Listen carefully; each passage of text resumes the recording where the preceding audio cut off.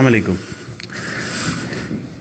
Lesson number 24, English 201, business and technical English, writing long reports. तो इससे पहले जो हमने चैप्टर पढ़ा था वो प्लानिंग के बारे में था, लॉन्ग रिपोर्ट्स की। और अब आते हैं हम इंशाल्लाह राइटिंग कि हमने लॉन्ग रिपोर्ट्स को लिखना कैसे है। तो ये पूरा चैप्टर बड़ा मुख्तसर सा चैप्टर है, जिसको अगर आप पढ़ लेंगे तो इंशाल्लाह आप एक स्किल डेवलप कर लेंगे कि लॉन्ग रिपोर्ट्स को कैसे लिखा जाता है। तो आइए शुरू करते हैं।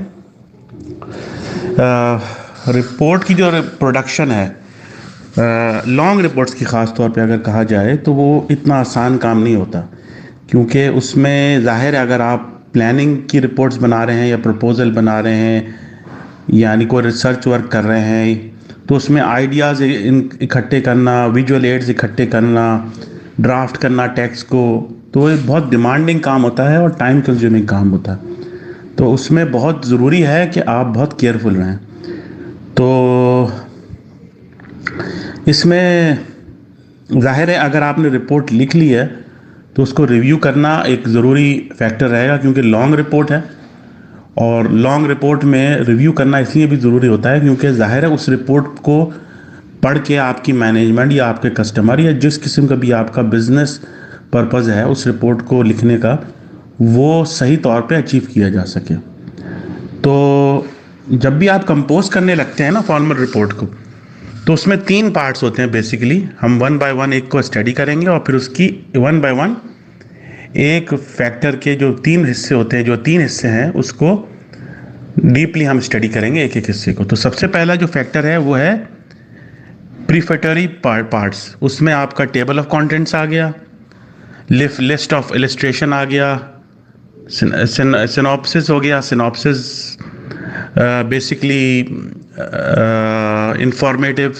इंफॉर्मेशन होती है रिलेटेड टू द रिपोर्ट, मुख्तसर इंफॉर्मेटिव रिपोर्ट होती है जिसमें आप मुख्तसर सा बताते हैं चीज़ें रिपोर्ट के बारे में। ये हम आगे पढ़ते हैं इंशाल्लाह। इसके बाद दूसरा जो है वो पॉइंट है, वो बॉडी ऑफ द रिपोर्ट आ गया। और आखिरी जो पॉइंट है, ये body of the report basically आपका जो टेक्स्ट होगा, जो मेन कंटेंट है आपके रिपोर्ट का, वहाँ ये बॉडी ऑफ द रिपोर्ट कहलाएगा।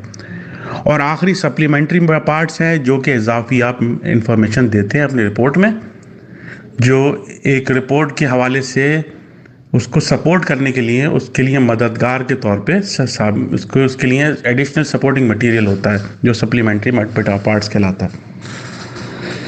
तो वन बाय वन शुरू करते हैं। पहले चलते हैं प्रीफेटरी पार्ट्स के अंदर। तो प्रीफेटरी पार्ट्स के अंदर जैसा कि मैंने कहा, आप ऊपर देंगे टाइटल फ्लाई। टाइटल फ्लाई का मतलब ये है कि आप एक टाइटल दे देंगे। अच्छा, टाइटल जो है वो आपका एक बहुत बड़ा टाइटल नहीं होना चाहिए, मुख्तसर सा टाइटल होना चाहिए जिसको पढ़ के यूज़र को लगे कि हाँ भाई इस रिपोर्ट इसके बारे में। तो अगर वो चाहें तो उसे पढ़ लें और चाहें तो ना पढ़ें। मतलब कोई लंबा कोई सेंटेंस ना लिखा हो, एक हेडिंग आपने दी हुई हो, ठीक है ना, वो एक पेज पर आ गया। फिर आ गया आपका टाइटल पेज। ठीक है, टाइटल पेज में आप जो है 4 ब्लॉक्स यूज़ कर सकते हैं। मतलब उसमें आप ये लिख सकते हैं कि रिपोर्ट का टाइटल क्या है, ठीक है। उसके बाद जिसने आपको ऑथराइज़ किया उसका नाम, उसका टाइटल, उसका एड्रेस, उसके बारे में इंफॉर्मेशन दे दें। उसके बाद जिसने इस रिपोर्ट को प्रिपेयर किया उसका नाम, टाइटल, एड्रेस, उसके बारे में इंफॉर्मेशन दे दें। और उसके बाद डेट आप डाल दीजिए कि इस डेट को ये रिपोर्ट प्रिपेयर की गई है, पब्लिश की गई है। टाइटल पेज के अंदर ये 4 ब्लॉक्स आते हैं। उसके बाद आ गया आपका बॉडी रिपोर्ट।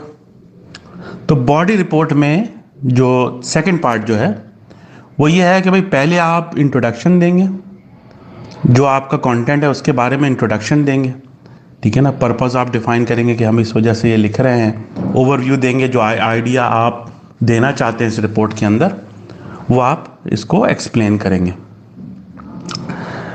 उसमें बहुत सारे फंक्शंस इन्वॉल्व होते हैं इंट्रोडक्शन के अंदर। उसमें ऑथराइजेशन है, प्रॉब्लम पर्पस है, स्कोप है कि आपका क्या स्कोप है, क्या चीज़ इसमें कवर की गई है, क्या चीज़ कवर नहीं की गई है। जाहिर है अगर आप एक रिपोर्ट लिख रहे हैं तो वो बहुत तवील भी हो सकती है, ठीक है ना।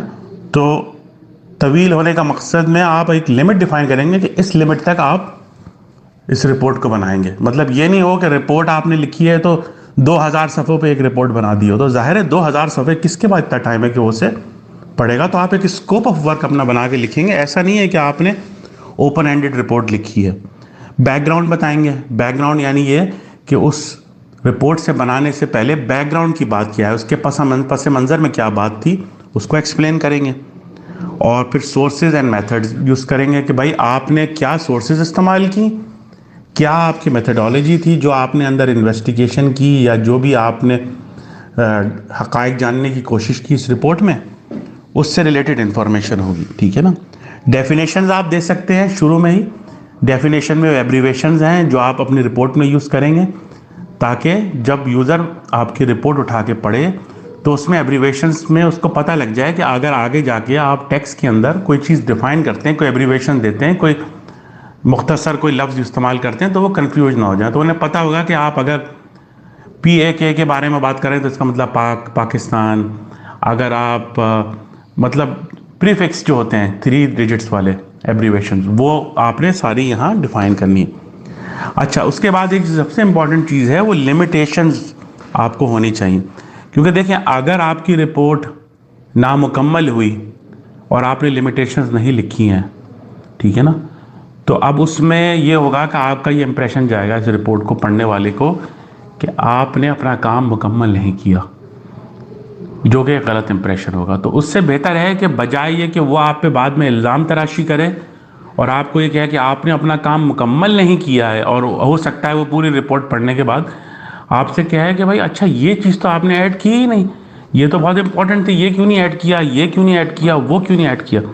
तो लिमिटेशन में आप ये लिख सकते हैं, वो फैक्टर्स आइडेंटिफाई कर सकते हैं कि इन फैक्टर्स की वजह से मैं ये अपनी रिपोर्ट मुकम्मल, मतलब ये मैंने इस तरह से मुकम्मल कर लिया है, ये फैक्टर्स मैं इन्वॉल्व नहीं कर पाया। उसमें बहुत सारे मॉनेटरी रीजन हो सकते हैं कि भाई बजट नहीं था आपके पास या रिसोर्सेज नहीं थी, ठीक है ना। तो ये चीज़ें आप एक्सप्लिसिटली ईमानदारी के साथ लिखेंगे जो आपकी लिमिटेशंस हैं। अगर आप ये नहीं लिखेंगे तो इससे आपकी गैर जिम्मेदारी जाहिर होती है, और अगर आप ये लिख देंगे तो उससे ये होगा कि अगर खुदा ना करे कोई चीज़ रह गई तो उसमें लिमिटेशंस को देख के यूज़र आपको एक स्पेस दे देगा कि हाँ भाई अच्छा इस वजह से इसने इस चीज़ को फॉलो नहीं किया क्योंकि उसकी वजह ये रही। और उसमें ईमानदारी, आपका जो ट्रूथफुलनेस है, वो बहुत इंपॉर्टेंट फैक्टर है, ठीक है ना। फिर रिपोर्ट ऑर्गेनाइजेशन है कि आप किस तरीके से रिपोर्ट को ऑर्गेनाइज करते हैं, ठीक है।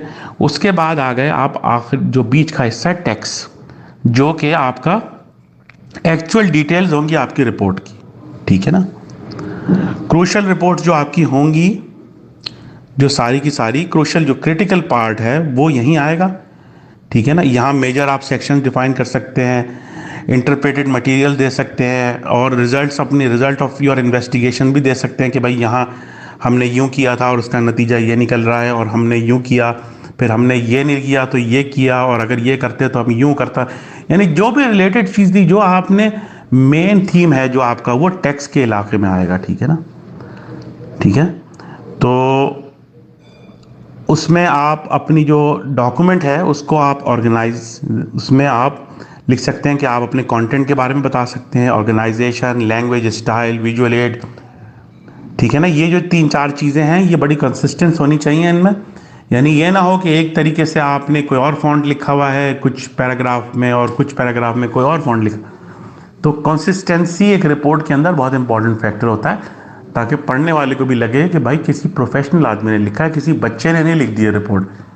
कोई एक ऐसा आदमी है जो रिसर्च वर्क करना जानता है, रिकमेंडेशन देना जानता है, और उसे टेक्निकल नो हाउ है कि ये रिपोर्ट, लॉन्ग रिपोर्ट्स कैसे लिखी जाती हैं, तो वो इस बारे में आपको इंफॉर्मेशन देगा। अच्छा, उसके अंदर टर्मिनल सेक्शन भी आ जाता है आखिर के अंदर। अब टर्मिनल सेक्शन के अंदर बिल्कुल, यानी जो बिल्कुल आपका एज होगा रिपोर्ट का, उसके अंदर आप समरी लिखेंगे कि भाई ये हमने समरी है, ये नतीजा है हमारे सारे एनालिसिस का, जो भी हमने बातें की हैं, जो भी डाटा हमने एक शो किया है आपको, जो भी रिसर्च वर्क किया है उसकी समरी ये है। उसके बाद आप कंक्लूजन दे देंगे कि आप इस पूरी बात से, इस पूरे प्रैक्टिस से, एक्सरसाइज से क्या कंक्लूजन निकाल रहे हैं, ठीक है ना। और फिर आखिर में आप समराइज करेंगे उसको रिकमेंडेशंस के साथ कि आपकी रिकमेंडेशन ये है, आपका तज्जिया ये है, इस पूरे बात को इन्वेस्टिगेशन करने के बाद, डेटा कलेक्शन करने के बाद, सारे वक्त और हालात और डेटा को कलेक्ट करने के बाद आपकी रिकमेंडेशन ये है। ठीक है ना, आपने शुरू में प्रॉब्लम स्टेटमेंट दी, फिर आपने उसके सारा रिपोर्ट को एक प्रॉपर फॉर्मेट में डिफाइन किया, उसके बाद आपने आखिर में जाके रिकमेंडेशन दे दी कंक्लूजन करके कि भाई एक मैं कंक्लूड कर रहा हूँ, अपनी बात का इख्तिताम कर रहा हूँ, फिर मेरी रिकमेंडेशन ये है।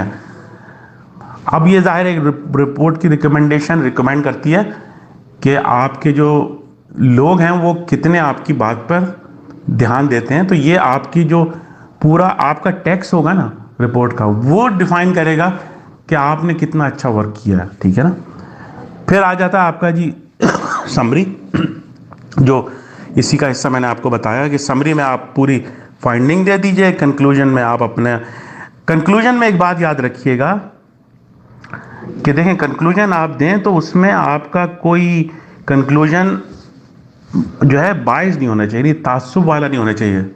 वो एक हकायक की बुनियाद पर मुबनी होना चाहिए कि जो हकायक आपको मिले उससे क्या चीज़ साबित होती है। उसमें आप किसी किस्म की ताज्जुब से बालातर होके अपनी जो है ना कंक्लूजन लिखेंगे। ठीक है ना, उसके बाद आप रिकमेंडेशन देंगे। मैं आपको बता चुका हूँ, थोड़ा सा मैंने कहा मैं डिटेल में बता दूँ। उसके बाद आखिरी हिस्सा जो है वो होता है सप्लीमेंट्री पार्ट्स। सप्लीमेंट्री पार्ट्स में बेसिकली ये रिपोर्ट का हिस्सा होता है बिल्कुल आखिरी। यहाँ 3-4 चीज़ें हैं जो आप देते हैं। सबसे पहले आता है अपेंडिक्स। ठीक है ना, उसमें आप टेबल्स इंक्लूड कर सकते हैं, उसमें graph, charts and some additional information, pictorials भी यूज़ कर सकते हैं। ठीक है ना, अपेंडिक्स में आप मतलब बाज़ दफ़ा होता है कि किताब के शुरू में कहीं जब आप टेक्स्ट पढ़ रहे हैं या रिपोर्ट की कहीं पढ़ रहे हैं तो उसमें अपेंडिक्स में दिया होता है कि see the appendix number 1.0 at the end of the book और at the end of the report. तो ये वो उस अपेंडिक्स की बात हो रही है, ये पेट वाले अपेंडिक्स की बात नहीं हो रही। खैर ये मजाक की बात थी। उसके बाद आप बिब्लियोग्राफी दे सकते हैं, मतलब ये जो कि आप बिब्लियोग्राफी मतलब ये आपने अगर इसमें से कोई रेफरेंस मटेरियल किसी और जगह से कॉपी किया है तो उसकी आप रेफरेंस यहाँ दे सकते हैं कि भाई मैंने यहाँ से इस ऑथर से और इस किताब से ये चीज़ ली है और इसका इस चीज़ से ताल्लुक़ बनता है और ये आप उसका बिब्लियोग्राफी दे सकते हैं। जो भी आप रेफरेंसेस आप अपनी बुक में एज अ टूल यूज़ कर रहे हैं अपने टेक्स्ट को मजबूत करने के लिए, सपोर्ट करने के लिए, उसकी सारी बिब्लियोग्राफी आप यहाँ देंगे हैंड ऑफ द। उसके बाद आ जाता है ग्लॉसरी। ठीक है ना, ग्लॉसरी में आप सारी जो आपकी alphabetical listing of the special terms हैं, जो भी आपकी टर्म्स हैं उसमें डेफिनेशंस आ गई, मीनिंग्स आ गए, टेक्निकल नॉन टेक्निकल यूज़र्स के लिए जो भी आप समझें। जैसे डिक्शनरी में होता है ना कि आखिर में सब दिया होता है कि भाई अच्छा इसके मायने ये हैं, इसके मायने ये हैं और इसके मायने ये। उसके बाद आखिरी जो हिस्सा होगा वो होगा आपका इंडेक्स। इंडेक्स में आप सारी की सारी चीज़ें एक सफ़े के रेफरेंस के साथ आप दे सकते हैं कि अच्छा अगर आपको प्रीफेस देखना है तो आप इस सफ़े पे चले जाइए, अगर आपको रिकमेंडेशन देनी है तो इस सफ़े पे चले जाइए। तो ये सारी चीज़ें बनती हैं बिल्कुल रिपोर्ट के एंड में, इसको पहले ना बना लीजिएगा। ठीक है, इस जैसे कि टेबल ऑफ कंटेंट जैसे आपका है तो टेबल ऑफ कंटेंट्स जब तक आप अपना टेक्स्ट मुकम्मल नहीं करेंगे जब तक आप टेबल ऑफ कंटेंट्स कैसे बना सकते हैं। गो के टेबल ऑफ कंटेंट्स बिल्कुल शुरू में आता है किसी भी डॉक्यूमेंट के, लेकिन वो तब तक तैयार नहीं हो सकता जब तक कि अंदर की चीज़ आप तैयार ना कर लें। समझ रहे ना मेरी बात आप? तो जब तक आप अंदर की चीज़ें तैयार नहीं कर लेते जब तक आप इंडेक्स नहीं तैयार कर सकते और टेबल ऑफ कंटेंट्स भी तैयार नहीं कर सकते। तो पहले बीच का हिस्सा तैयार कर लें, उसके बाद पहला हिस्सा तैयार कर लें टेबल ऑफ कंटेंट, और फिर इंडेक्स आखिरी का हिस्सा तैयार कर लें ताकि यूज़र को सहूलत हो जाए कि भाई आपकी रिपोर्ट पढ़ने के बाद अगर वो किसी चीज़ पर डायरेक्टली जाना चाहता है वो इंडेक्स से चला जाए। ठीक है ना, ये क्विक रेफरेंस होता है। विजुअल एड्स देना ना भूलिएगा, उसमें आपके पास आपके टेबल्स हैं, लाइंस हैं, सर्फेस चार्ट्स हैं, ये सब चीज़ें आप इंक्लूड कर सकते हैं रिपोर्ट के अंदर। बस इतना सही, ये मुख्तसर सा चैप्टर था।